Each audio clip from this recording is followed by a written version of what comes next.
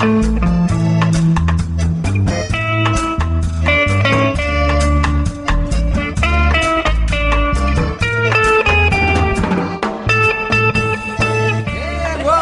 Staff Loungin podcast, where teachers mostly sit around and talk about teaching and eat their lunches while they do it. And my name's Dave Laskauskas. I'm a teacher from Scarborough, Ontario, Canada. I am joined in the Bowers Lounge today by Lisa Raposo, teacher, Scarborough, Ontario, Canada. What are you doing? And Adrian Bowers, wrapping my feet in my scarf because I'm chilly. It's a cold winter's night. That's what you're doing. I was so cold. I was a little baffled by socks that. and slippers It is. on. It's minus 20. Yeah. My car was reading minus 18 on the thing. And that's but nothing. then wind chill. What would that be in American? In American, minus 20 is basically zero. Zero, yeah. Yeah, that's like cold. It's cold. It's actually slightly below zero. You can say exactly. I have an app. She's going to convert it. In the meantime, I'll talk about myself. I hate socks. My whole life, I always hated wearing socks. Really? I can't get socks off fast enough. Really? So, yeah, even on a cold day like this, I'll walk around on my bare feet, even though I'm chilly, because look at I would much rather. I'm looking. I'm wrapping my feet with a scarf, and put it in the show notes. Taking a picture for the show notes. Yeah. It's pretty fantastic. Of Adrian's foot solution. This is great. We are off to a rollicking start, aren't we? I'll tell you, it's cold, and Adrian has crazy feet stuff going on. That is actually well. Here's my thing. Summertime. Sandals all the time, barefoot. I love it. But wintertime, to me, there's nothing more soothing than a thick pair of woolen socks that are kind of fuzzy and soft inside. I love me some fuzzy and soft inside woolen socks on a cold winter's day. Yeah, no, I can understand that, but it's just not me, man. It's just not you, eh? Yeah. I am all about slippers. Slippers are nice. I love me a pair of slippers. It is, for our American listeners, negative 0.4 degrees in Fahrenheit. Well done, Dave. There you go. Well done. Well, I'd always known that here's the rule of thumb. Minus 20 is 0 in American, and minus 40 is minus 40.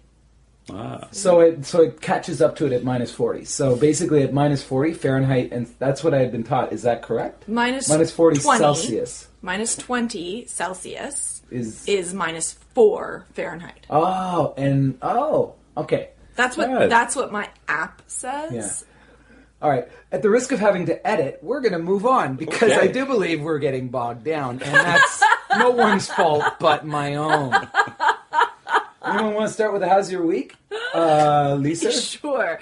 I am having a good week. I've had a good week. I'm getting caught up on my marking. I have actually finished my marking for 2013. Oh, what? Hey. Oh, I know. It's only 3 weeks into it's 2014 now. Okay. Oh, no, I know. But having said that, I just finished tonight my 2013 marking. I am a bad teacher. And I have been staying on top of my 2014 marking. So you're basically fully caught up. I'm basically fully caught up, basically. I have one more assignment that I would like to have marked by the end of the week to consider fully caught up. I'm caught up. My grade 12 drama class burst into applause when I actually gave them marks back the other day. Yeah. Nothing like sarcastic applause. Oh, no, it wasn't sarcastic. Oh, really? Though. No, That's the thing. They were just sincere. like, oh, right, Mr. Poser, you're giving us something back. That's awesome. Wow. I know. They were just so thrilled to get something finally. Yeah. It wasn't sarcastic at all. And then I had something in the next class to give back to them, too. And they were just like, what? What? It was like it was Christmas for them. Yeah. So. That's right. That's the way you get your denial of whatever, and then they appreciate it more. They appreciate it more when they finally get a mark. If they never get a mark back, I say I'll give you a mark. You give marks right away. I know, I'm pretty good about that. Yeah, it's hard working with you. It is. Well, it depends. Some things it's weird. Like if I don't, because the thing is, if I don't get it right away. I can sometimes, it can kind of go into that vortex of...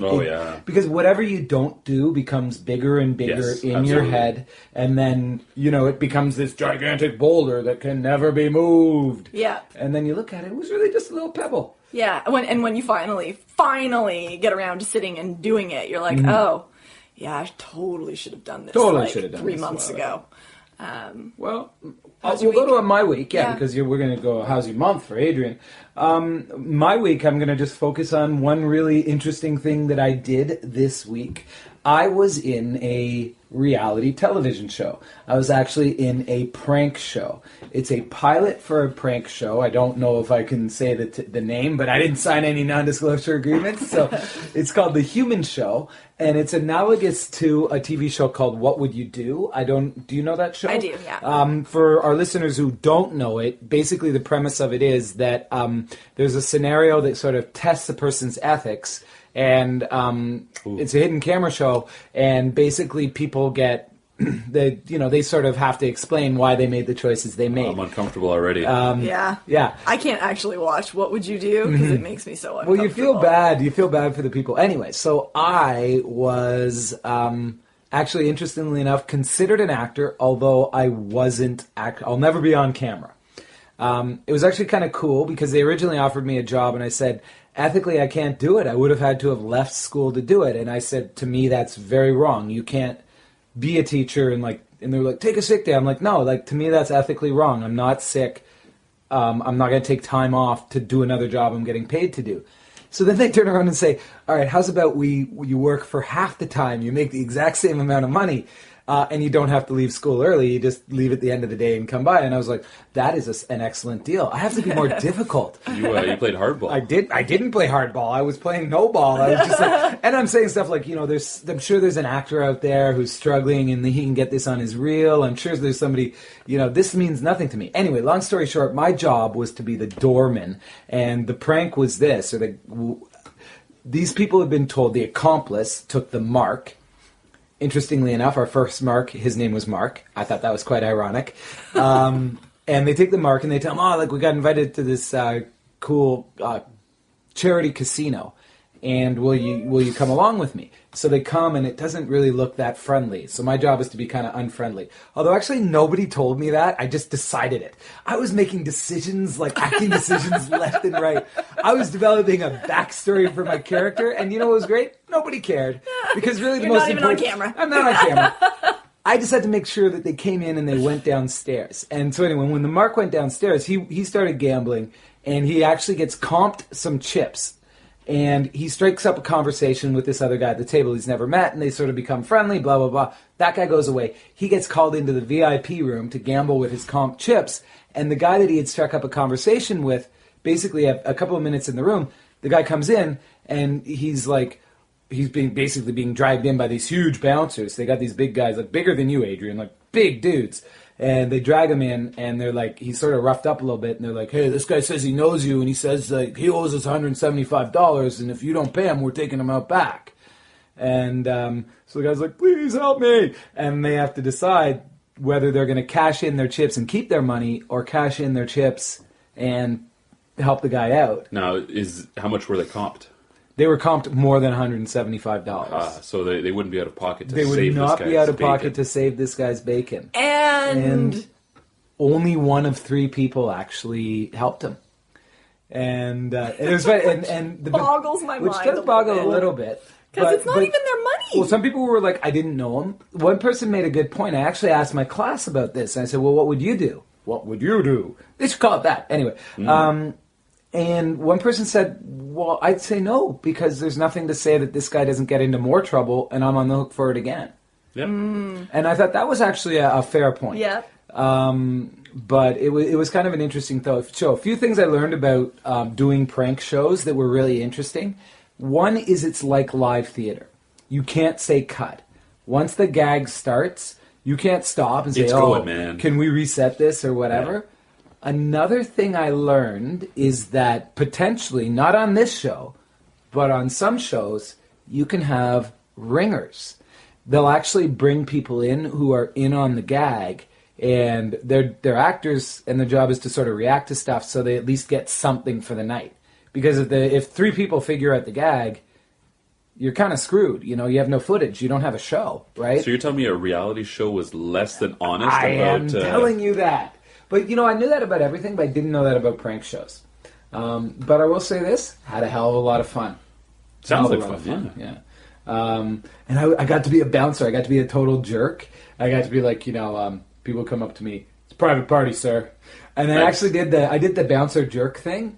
Somebody came up to me, he's like, what's the name of this hall? I didn't know the name of the hall. Now, Dave would have said, oh, I'm sorry, I don't know. Bouncer Dave was like, it's a private party, sir. You're going to have to move on. No, but I just want to know, private party, sir. Are you on the list? But I just want to know, excuse me, sir. Are you on the list? Wow. And it actually broke down. Real Dave eventually broke through and just said, look, guys, I'm sorry. I can't remember the name of this place. I'm working security here. I can't remember the name of the place. But it was a lot of fun. Bowers, how's your month? Yes, how was my 5 weeks? Yeah. Yeah, I mean, I had a great Christmas. I guess we've already, you know, Staff Loungin has zoomed through the whole Christmas, New Year's thing. But how was yours? It was great. We spent a lot of great time with my kids. My kids are at a great age now where they can entertain themselves, but then they're still entertained by me, and it's a nice little mix so I can get a little alone time. We got the backyard rink going, as I just showed you guys earlier. It's looking very good. Actually, I'm going to take a picture of that for the show notes afterwards. Sure. It's so much fun. It's been the best thing from the winter. So Christmas was great.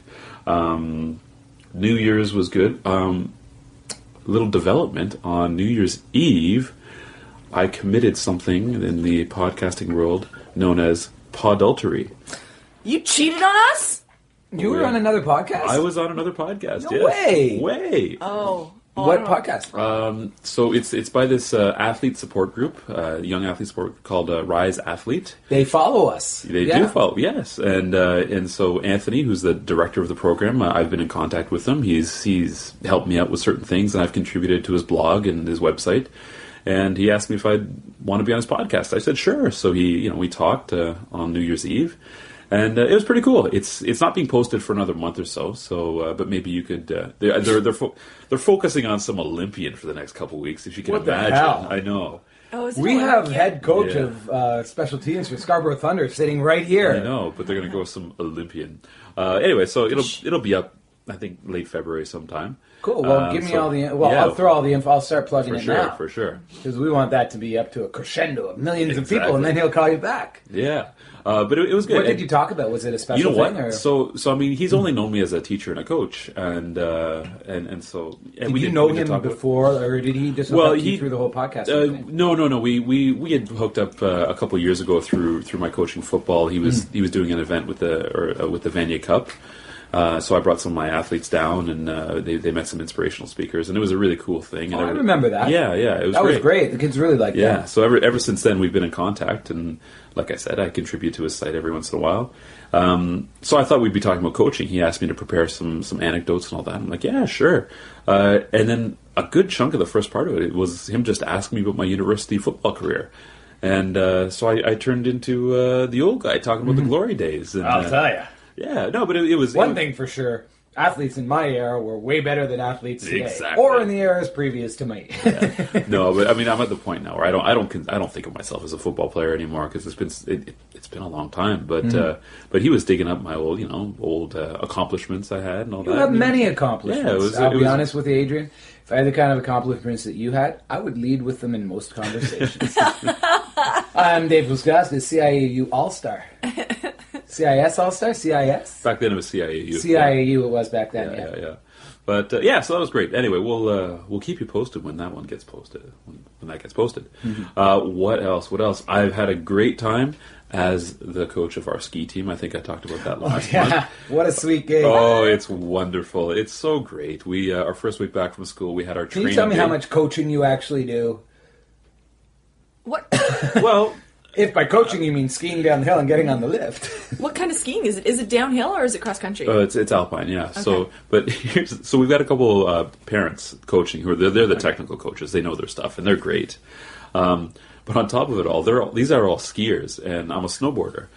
So we get to the top of the lift, and they're all shooting off already with their poles, and I'm like, right there, guys, and I got to strap in, and I'm trying to push myself along because it's different with snowboarding. So by the time I got there, they were already down the hill.